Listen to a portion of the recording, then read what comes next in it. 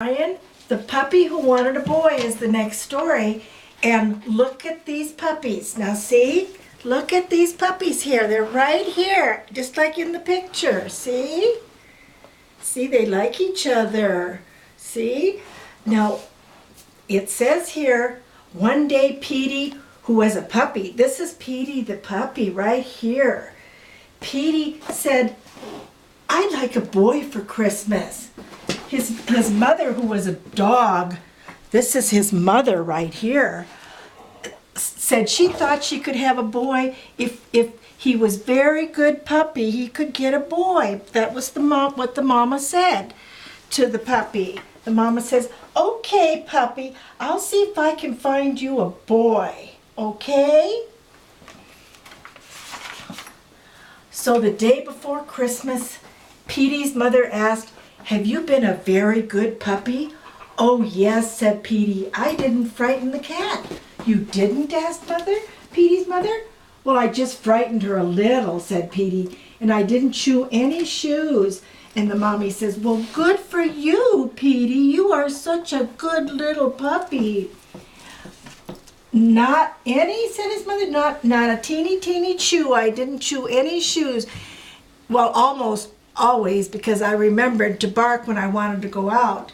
All right, said his mother, I think you've been good for such a little dog. I will go out and get you a boy for Christmas. But when Petey's mother came back, she looked very worried.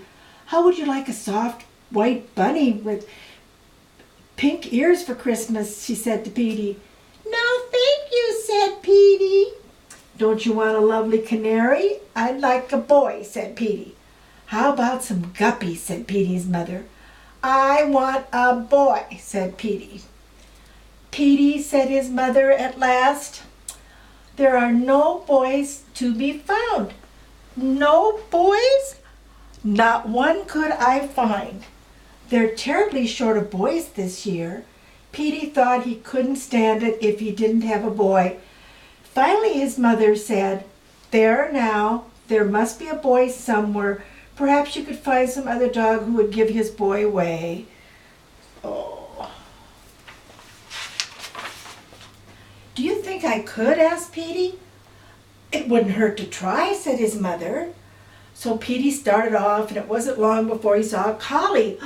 A collie racing with a boy on a bicycle. Petey trembled with joy.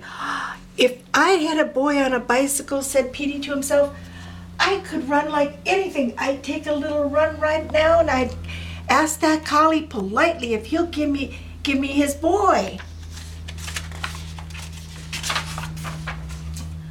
So Petey leaped after the bicycle, and he called out to the collie, excuse me, do you want to give your boy away? But the collie said no, he definitely didn't, in a dreadful tone of voice. Petey sat down, and he watched the collie and his boy on a bicycle until they were out of sight. I didn't really want a boy on a bicycle anyway, said Petey.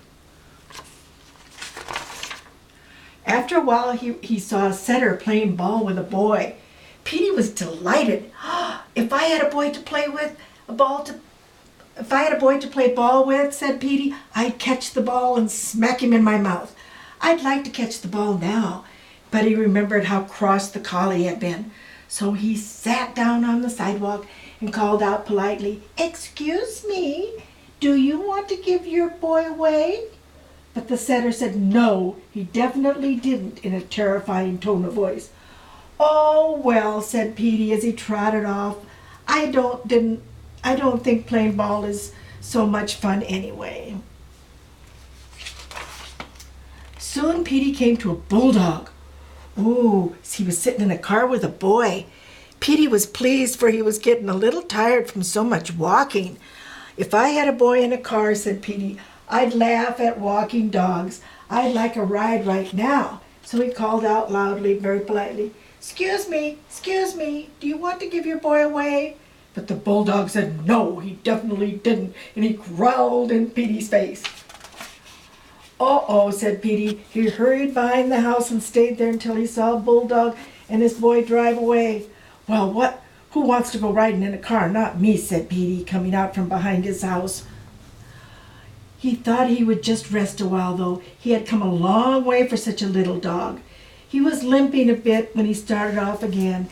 After a while, he met a Scotty. He walked with his boy carrying a package to his mouth, carrying a package to his mouth. See the Scotty there? Now that is a good kind of boy, said Petey.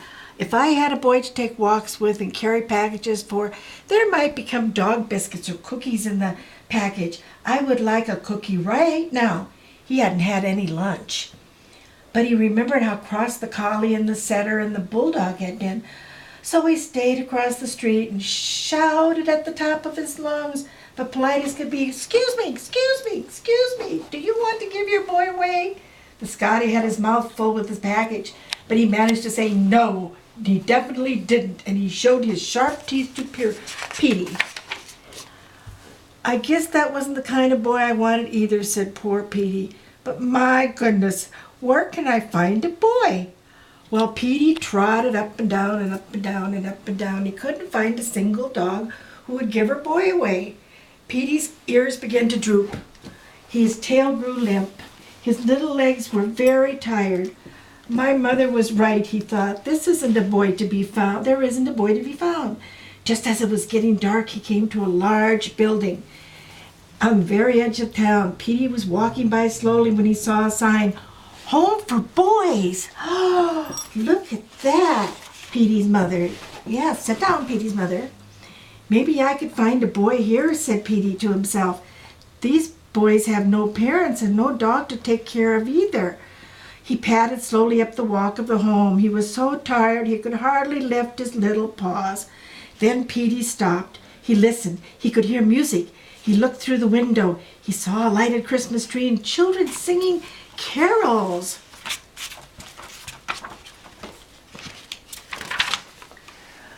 Then Petey saw something else. On the front step of the building, all by himself, sat a boy. He was not a very big boy, and he looked lonely. Petey gave a glad little cry. He forgot about being tired. He leaped up and landed in the boy's lap. Sniff, sniff went Petey's little nose. Wag, wag went Petey's tail. He kissed the little boy with his warm, wet tongue. How glad the boy was to see Petey. He put his arms around the little dog and hugged him tight.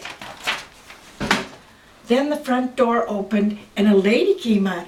"Why, there you are, Ricky. What is our newest boy doing out all alone? Come on in and sit near the Christmas tree." Petey sat very still. The boy sat still. The boy looked up at the lady and down at Petey. Petey began to tremble. Would the boy go in and leave him? "I'm not alone," said the boy. "I've got a puppy." "A puppy?" The lady came out and looked at Petey in surprise. "Can he come too?" "Why, you're a nice little dog. Wherever did you come from?" "Yes, bring him in." "Come on, puppy," cried the boy, and they scampered. In they scampered. A crowd of boys were playing around the Christmas tree. They rushed at Petey. They picked him up and petted him, and Petey wagged his tail. He wagged his fat little body. He frisked about, and he licked every one of the boys. "Can we keep him?" said one. "Can we keep him? Give him some supper? Can we fix him a nice bed?" said a third. "We will give him some supper and a nice warm bed," said the lady. "And tomorrow we will find his mother and see if she'll let him stay." Petey knew his mother would let him stay. She knew how much he wanted a boy. But won't she be surprised, said Petey to himself with a happy little grin, when I tell her I got 50 boys for Christmas. The end. Thank you, Brooklyn, for helping out with this reading of a story by Grandma Peirson to Ryan.